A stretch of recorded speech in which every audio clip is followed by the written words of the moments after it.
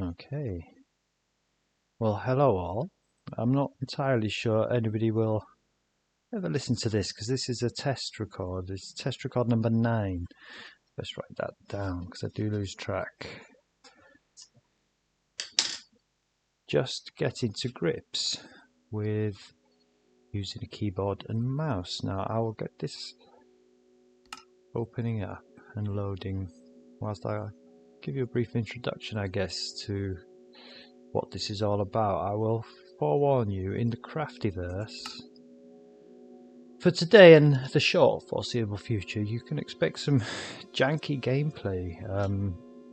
I'm a Pocket Edition player. I've played Minecraft for 7 years or so now. I'm not sure exactly. 7, maybe 8 years. It's a little bit fuzzy.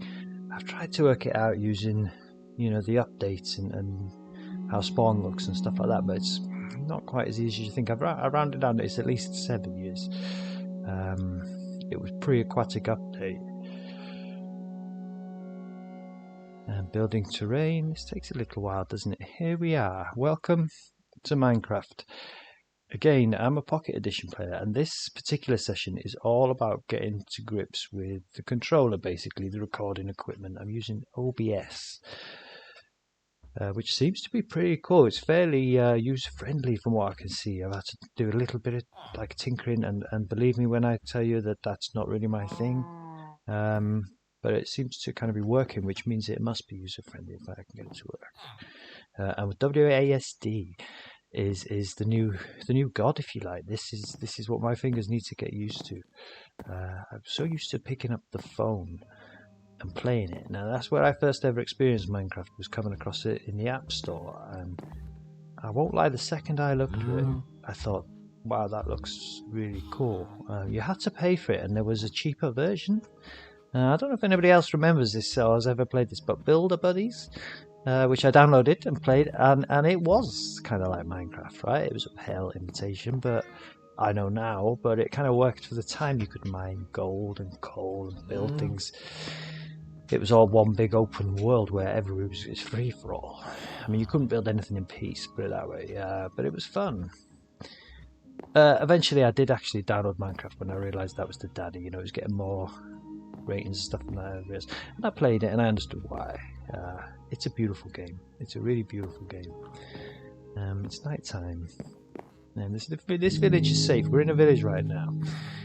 It's Doorless Village. Should we go out there and have a look? So I've learned, this is test number 9, like I say. So I have learned that we use spacebar to jump at the right time, preferably. And we double tap to. That was fairly intuitive, to be fair. So this is Doorless Village. Let's go up on the hill. I am slowly getting used to this. Turning with the mouse and using the WASD are the trickiest kind of elements I'm finding. But this session is all about getting to grips with it and learning the ropes, if you like, the new ropes on an old game. Hello, ING. You get busy there. Don't fall in that water, my son. So I get my deadly weapon off of you. You're very welcome here, my son. Very welcome. It's good work. Ouch. So let's take you on a little run around Doorless Village whilst I just kind of finish instruction. It's kind of done, really. Okay, so I need to eat. So again, I'm using a little roller on the mouse here. You scroll down, and I can eat that. Easy enough. I'm going to eat the second one. Place that bar. Hello, sheep. Got a sugar cane. Now this village is this is probably very disorientating. Shall I do this? This is actually okay. So what are we offering? Okay, so interaction. Aha. Yeah, quite interesting. On another day, I might have wanted a mangrove sapling. Not today. I would take a cherry sapling on any day of the week. This is a very embryonic village, so there's a wall right around it. It's secure from the outside. I have done a perimeter check. So we're quite safe to run around in the night, and it's also lit up pretty well, you can see out there. Yeah, this village I discovered years and years ago. I don't know how many years, I won't lie, 2, maybe 3 years ago. It's an old village, loaded before, these are old chunks beneath, loaded before the caves and cliffs update. So there is a lush cave underneath there. You can just see the lush flowers I put there to kind of remind myself that there's a lush cave under here. Oh, there we go, the sun is rising. Let's go and have a look at the sunrise. I'm kind of tempted to block up. It comes up so quickly though, yeah. There's no need. We've got a skelly horse down there. We've already had some drama in this village. We had a singular skeleton horse struck by lightning, which then spawned the 4 demon riders. I don't know what their proper name is, but I managed to dispatch them fairly easily with the bow. However, all but 2 of the horses were also killed, which is unfortunate. The other 2, there should be another one around here somewhere. They were kept. One of them is pretty fast, and he jumps 2 blocks, which is pretty cool. I'll give him a name tag at some point. They do not despawn though. I've had some at spawn which have been there for years. It's pretty cool. So yeah, this village is not our mission today. We're here basically just as a stop-off point. If we run this way, I'll go through the centre of the village. I really don't run through this bit very often. Should we jump and practice with this key bar? It's not the biggest village, is it? And it's pretty dull right now. I mean, when I've finished with it, it's going to be so pretty. Let's have a look. There'll be trees, there'll be flowers, there'll be benches and ponds and lamps. All sorts of kind of glowing blocks and things. Not too fussy. I don't like things too fussy, but you know, it will be pretty. Let's have a look. This road is pretty utilitarian, right? And I want it that way. This is how it will look. Let's go out here. Everything's kind of tricky, even in opening gates. Let's make sure they don't. And everything's like a little further away than you kind of imagine. This is why we're here today. We're extending, indeed completing the, well, not quite completing just yet, but almost completing the villager transport network. Now this is a railway line that runs basically right back to spawn, about 1,000 blocks from 0, which is the edge of Spawn City. Spawn City is, again, still kind of embryonic. There's a lot of buildings there, but it's certainly not really worthy of the name City just yet. I'm trying to build enough resources basically so that I can effectively have creative mode in my survival world, right? I mean, we could talk about that. When I first started playing Minecraft, I was in survival for the first couple of years. Nothing but survival, just building. I built cities, I built castles, all the usual kind of stuff, yeah. I did a little bit of exploring, but not too much actually. I mean, I don't even think I went more than 1,000 blocks from spawn in that creative world. It was all about the building. I guess I didn't really get bored, but I wanted to do something slightly different, I guess, within the game. So I did decide to go on to survival and change up the settings a little bit. And I'll tell you, since I did that, the created world practically became irrelevant. I mean, it hurts me to say that. I kind of stuttered to say it, but it did. I lost it when I got a new phone, and that was that. Wasn't like interested. This was the world, and that was like five, maybe 6 years ago now. You know, my memory's a little fuzzy. But this Craftyverse, so I've recently renamed it, to be fair, is everything really. I mean, this is the only world that I play on. I have downloaded a couple of maps off the App Store and stuff like that. Sorry, off of the marketplace, you know, the controversial marketplace, which I think is perfectly fine, by the way. I've got no problem at all with developers getting money for what they make, and I'm happy to give them the money for that. Let's have a look. So let's quickly reset our spawn here. But yeah, this world is the only world that I basically use. You know, I'll go on others for fun if I have problems getting online or something like that. But that's literally it. It's all about this. If you look in the top left-hand corner there, you'll see coordinates. We're pretty far from spawn. It's about 5,000 blocks, right? Well, it is 5,000 blocks from spawn there. It's an old world. It's pretty glitchy. You'll come to see there's more than a fair few glitches. In fact, there's one right at the end of this line over here. So it's not a great idea to make your world too big, is what I've learned from watching other YouTube videos. Again, I'm no expert with computers and stuff like that. Again, I'm just having to learn how to use Windows again. I've been using like phone mostly, but also like I got an Apple Mac, which is a pretty old one. that I've been using, but you know, it's alright, it's all coming back to me. I feel like Celine Dion. Is that copyright? You say one line from a song, whoops. So I can tell you what, let's go out here, let's get on mission. That's enough of this world, my survival world, 5 years old, really glitchy, but I love it. And you know what, I love the glitches as well. You know, it's cool, some of them. I'll tell you some stories in the future about some glitches that I didn't love so much. Thankfully, all of which have gone now, mostly. But yeah, as you see, this is railless, but this is the villager transport network extending southeast from Dawless Village. Dawless Village is like the 6th village, I think, on the line from spawn. Kind of in roughly this direction. It wavers here and there, but basically always south or east, right? Oh, okay. Yeah, some of these are steps, some of them like that. Those will have to change because there'll be a railway line coming up there. So all these will have to be kind of adjusted. Probably today, not in this session, but later on. And we'll have a railway line here. Okay, so I guess this is always worthy of a stop right here, you know. Let me show you because if you look at the railing, I've raised it slightly here, but up here and all the way along the landscape, it's just, you know, the 1.5 blocks is much flatter. I just prefer that profile, the way it snakes along the landscape. I actually quite love it. I love the fact that it's black and grey, like it's almost like some Victorian railway line, you know, like how they carved through the landscape in England in like the 1800s and all this. It kind of feels like that to me.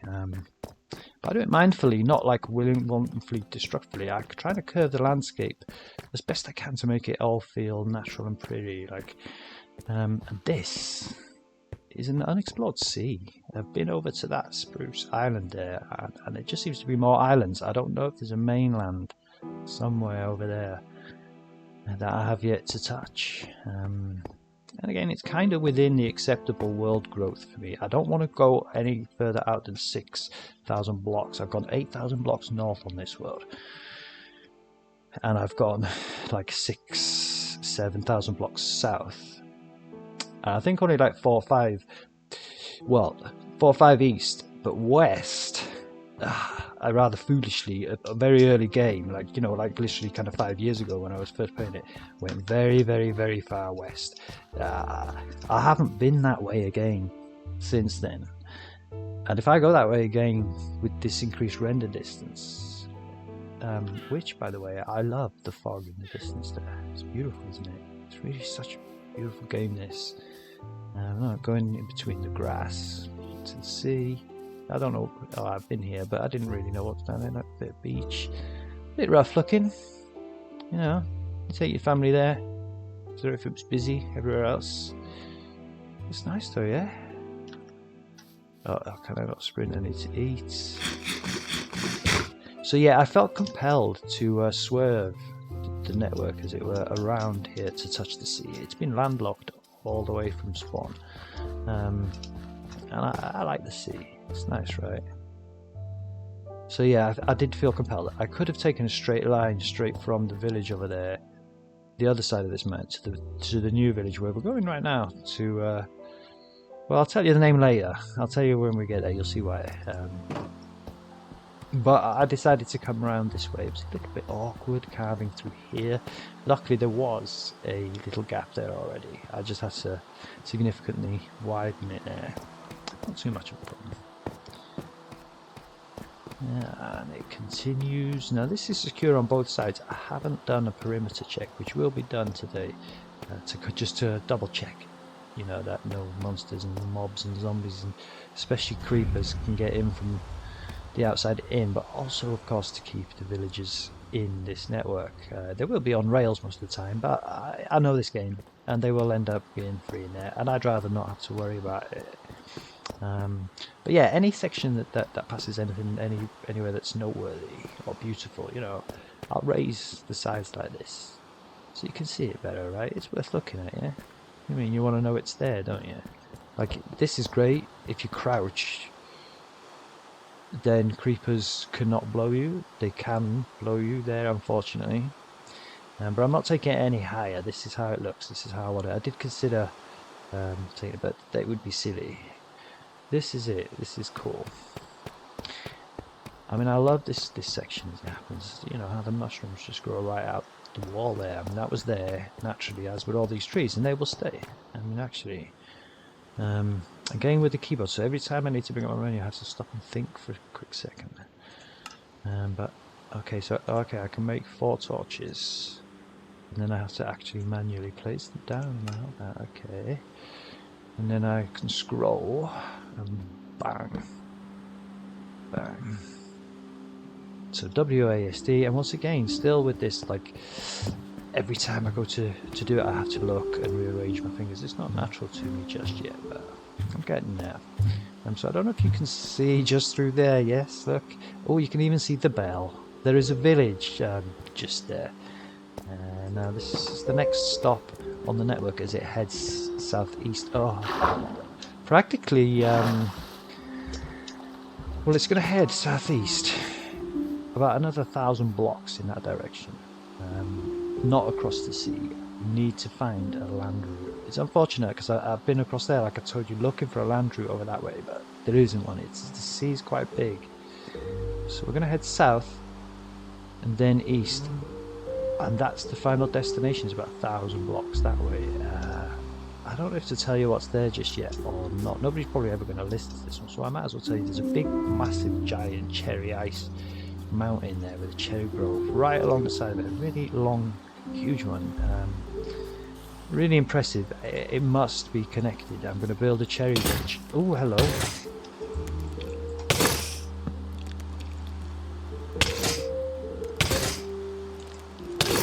How do I hit? How do I hit? Okay, it's the other mouse to hit. I see. So this is actually not a great idea, being here at night. Oh, I've also got a full inventory. This is my cue to skedaddle, because there is one villager here somewhere. There was a farmer here, right? I've probably already hung around here too long now. It's drowned. I don't want him to get killed. So let's get out of here. There is a bed there, but let's just skedaddle out of it. That was a little... Okay, so I didn't actually get to show you, so I'll tell you the story. It's called Glitchwood, that village. There's only 4 intact buildings there. This first test is kind of over, but I am going to do another session today, so we'll pick up in a little while.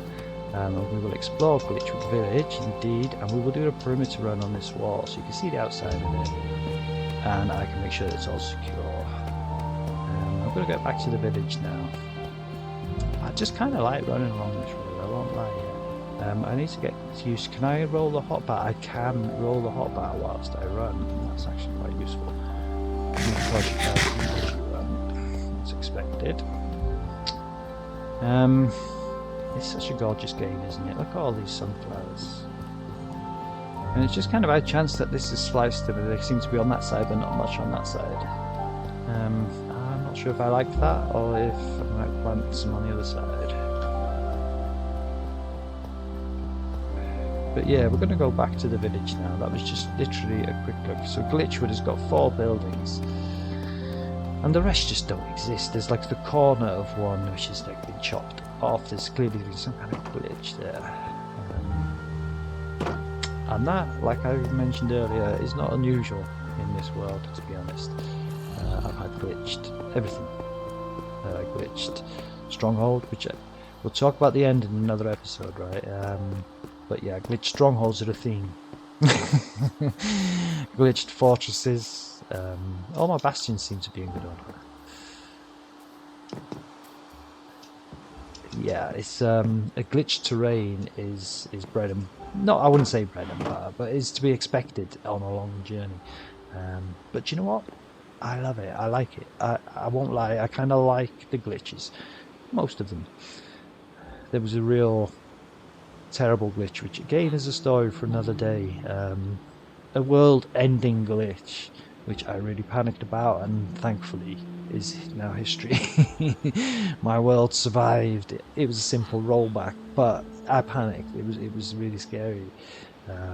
My cities were obliterated. It was a natural disaster of epic proportions, right? Is how I consider it. Even then, I will not deny, right? Despite how the city looked, with chunks rising and falling everywhere, and everything was obliterated. There was a few buildings here and there still intact, but mostly. I was still not going to delete the world. I didn't even know you could roll it back at that time. I had no idea that you could like that it was auto saves on the phone. Like, I was in such a panic, and it was like I have to make this work. Like I wanted to hold on to the world, even though it was glitchville. I was thinking I can make this cool, make each chunk into like a building, and I don't know, make it like a futuristic city or something. But thankfully, I'd never had to do that. And she's back. She's back. But she's full of little holes, bless her. There's a hole to the void somewhere. I'll show you somewhere. And in fact, there's 2 holes to the void underground that end at the old Bedrock. So like they only glitched during the Cave and Cliffs update, if you know what I mean. You know, it's strange, but that one's kind of welcome. One day, I guess I will brave flying into that void. But that's for another year, I would say.